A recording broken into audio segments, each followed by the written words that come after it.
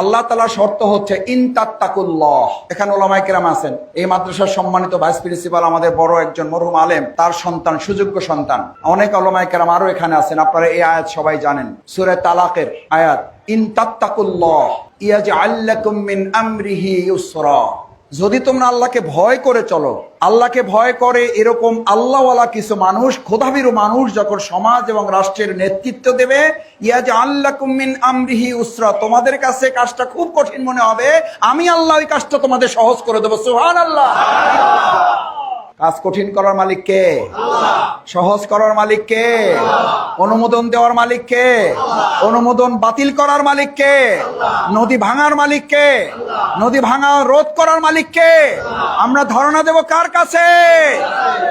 আমার ভাইয়েরা, এই কথা শোনার পর আপনাদের একটু মন খারাপ হবে যে মাসুদ ভাই এড়াইয়ে যাওয়ার জন্য, দায়িত্ব পালন থেকে নিজেকে বিরত রাখার জন্য সব আল্লাহর উপরে ছেড়ে দিয়ে চলে গেছে। আল্লাহ আমাদের মাফ করুন, আস্তাগফিরুল্লাহ। আমি তো আগেই বলেছি, আল্লাহ দিবেন, কিন্তু চেষ্টা করারও নির্দেশ আল্লাহই বান্দাদেরকে। আমরা চেষ্টা করছি না?